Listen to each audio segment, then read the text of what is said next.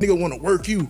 Nigga want you to get on stage 35 times and goddamn, and they fucking up shit fucked up and just, how the fuck you gonna sell a ticket without us talking about it? Right. I'm just saying though, like, just for example, if goddamn Bob Dylan was on stage and he got a contract with somebody and they say, all right, we're gonna do 35 cities, we're gonna give you $42 million, we're gonna give you a dub up front.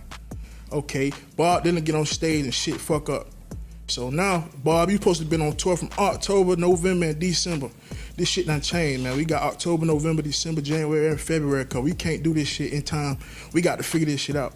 You think this nigga Bob Dylan finna just sit out there, buses and jets and hotels and till y'all figure it out? Nah. And then Bob Dylan, little niece called him and said, oh, you gonna be back in my city tomorrow? And you don't know nothing about it. Yeah. I'm supposed to be well. That's crazy.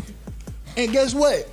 If you don't, guess who people are attacking? You. It's your fault. They're attacking Bob Dylan. What's going on, everybody? Welcome back to the channel.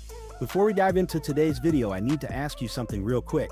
If you're watching this right now and you haven't subscribed yet, do me a huge favor and hit that subscribe button. It helps me out more than you know and allows me to keep bringing you this type of content. Alright, let's get into it. Rod Wave is in some serious trouble right now, and this story goes way deeper than just a rapper owing money.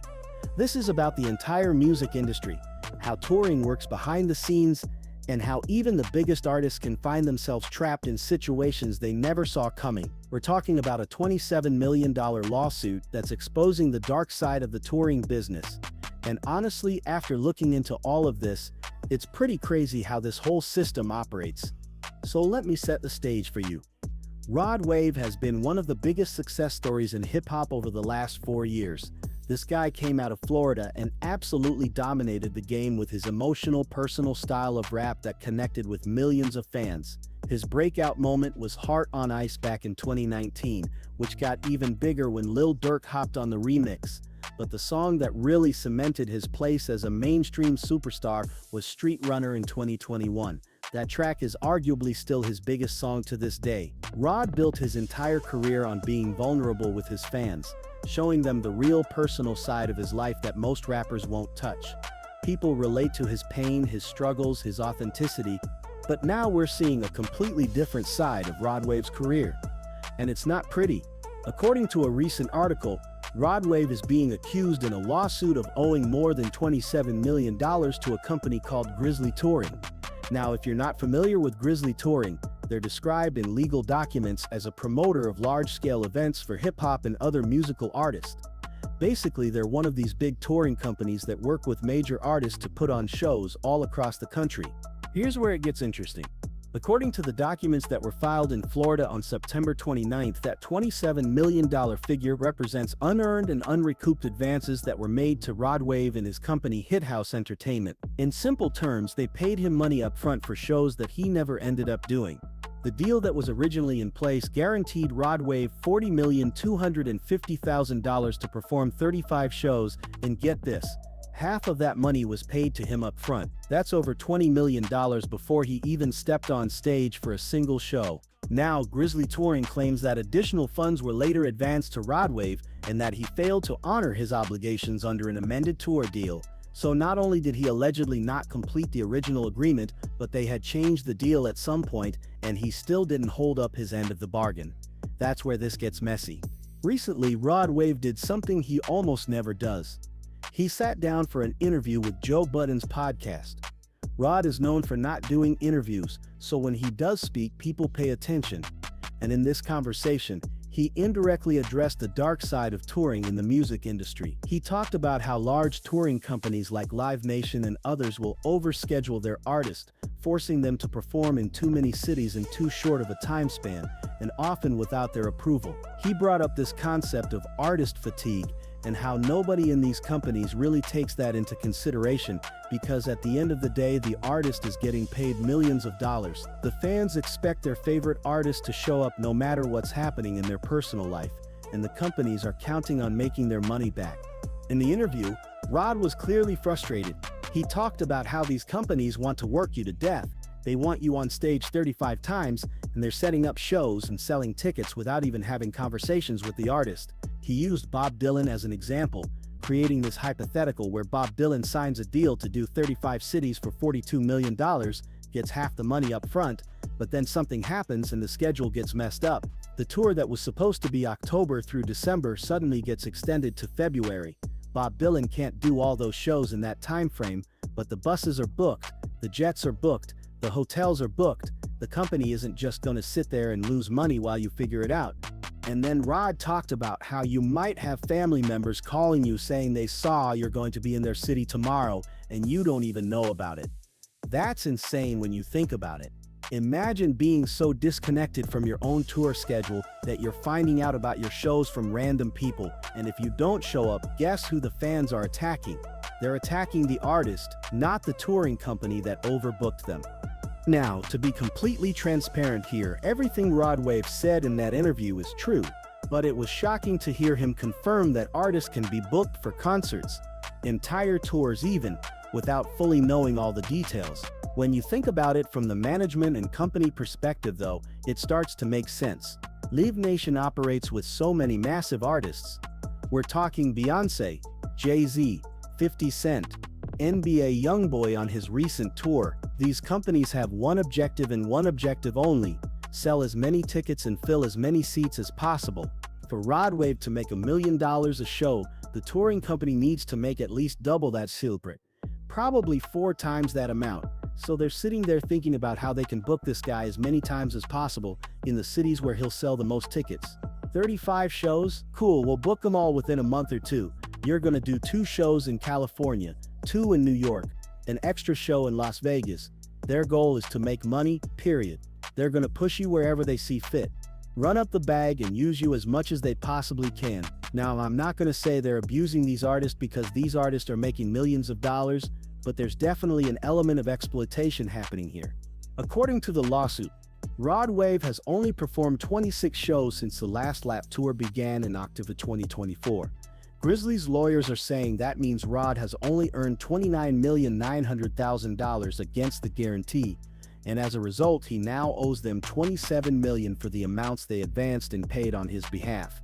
So basically, for the 9 remaining shows that Rod hasn't done, they're saying he owes them $27 million. That's an insane amount of money. One thing that fans need to understand is how difficult it actually is to sell tickets for physical shows these days. Music has gone completely digital. Everything is streaming now. People are watching on YouTube, listening on Spotify and Apple Music. Going to physical shows isn't as common anymore for a few reasons. 1, the production value at a lot of these shows isn't always there, and 2, the prices are way too high. I went to an NBA YoungBoy show and I don't regret it at all, but I bought my tickets early in May. If you tried to buy a ticket a month before the show or a week before, you might spend $1,000 on a single ticket. That's absolutely insane. But like I said, these companies have one major objective: generate as much money as possible, whether that's through reselling tickets, buying up everything on Ticketmaster and selling it back to you at marked up, which is kind of crazy, but that's a whole nother video. They're going to get theirs by any means necessary. Now here's where this story gets really interesting. Rod Wave, in order to clear his name and deal with this lawsuit, has been forced to schedule a 9-city tour to fulfill his contractual obligations. Let me break this down for you. As of October 1st, Rod Wave announced his redemption tour happening in December. Now, what seems strange to me is that last year, Rod was on his Last Lap tour. That album and tour were dedicated to his manager and uncle who died by suicide after going through a lot of personal struggles. That tour was one of the most impactful hip-hop tours of 2024.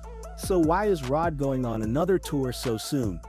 Because he needs to fulfill his contract obligations. Remember, the lawsuit said Grizzly paid Rod $40 million for 35 shows. Rod only performed 26 shows for about $30 million. So Rod announced this redemption tour in December, and can you guess how many shows are on this tour? Exactly 9 shows. Rod essentially launched this tour, probably also through Live Nation, to fulfill his contract obligations and clear any debt he owes to Grizzly Touring. He's trying to wiggle his way out of this lawsuit by actually doing the work he was paid to do. The music industry always has these twists and turns and shady dealings happening behind the scenes. To be completely honest, if Grizzly paid Rod half the money up front and he didn't fulfill his end of the bargain, I understand why they're suing. But I also understand Rod not wanting to do that many shows because he feels overworked, or because they kept adding more shows without his input.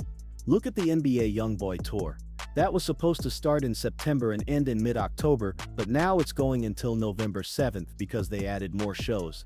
I don't think that was YoungBoy's decision. I truly believe that was Live Nation's decision because they wanted to make more money. What better way to generate revenue than adding more shows in popular cities like Dallas, Houston, and LA?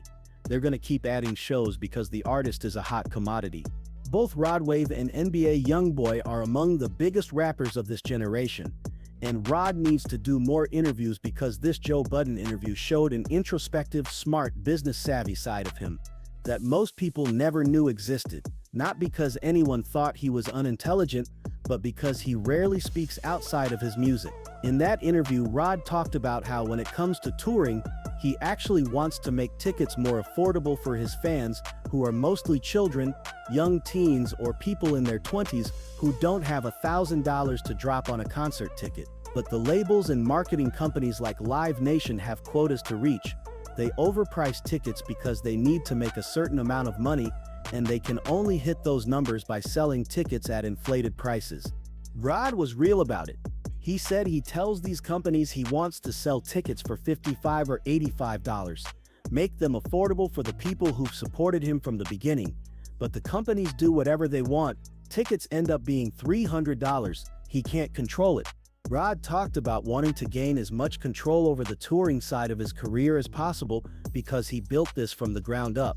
He remembered doing shows in Oakland, California in front of 80 people back in 2018 and 2019. Fast forward a few years, and he's performing for 18,000 people. He built that, so he can't just put his career in the hands of people who don't care about his fans, who've never even listened to his music, who just want to make money because they see the numbers. Rod called out how these companies will put random artists on his tour just because those artists are doing numbers, even when it doesn't make sense artistically. They don't care about the experience or whether it fits. They only care about maximizing profit. Rod made it clear that his love for his core fan base supersedes any dollar amount. When he was coming up in 2018 doing shows for 80 people, he was getting paid way less, but those were his real fans. Now that he's famous, he doesn't like these large touring companies restructuring ticket prices because his real fans can't afford them anymore. This whole situation raises a bigger question about the music industry. Is it just a shady business? Did Rod Wave mess up by not holding up his end of the bargain? Or is this system designed to exploit artists even when they're making millions? The truth is probably somewhere in the middle. These touring companies invest huge amounts of money up front, they're taking a risk, and they expect artists to deliver, but at the same time they're booking artists into grueling schedules, adding shows without proper communication, pricing out real fans, and treating these human beings like money-making machines. Rod Wave's situation is a perfect example of what happens when an artist tries to maintain their integrity and connection with fans while operating in a system that's designed to squeeze every dollar out of their popularity. He got paid $20 million up front, which is life-changing money, but that money came with strings attached. 35 shows, schedules he might not have fully understood, companies making decisions without him, and now he's on the hook for $27 million because he couldn't or wouldn't complete what they demanded of him. The Redemption Tour with its 9 shows is Rod's attempt to make this right, but it's also proof that even successful artists don't have as much control as we think they do. They're stuck between wanting to give fans affordable, meaningful experiences and being contractually obligated to satisfy corporate entities that see them as investments, not artists. This is the reality of the modern music industry, and Rod Wave is living it in real time. Let me know in the comments what you think about this whole situation and who I should cover next.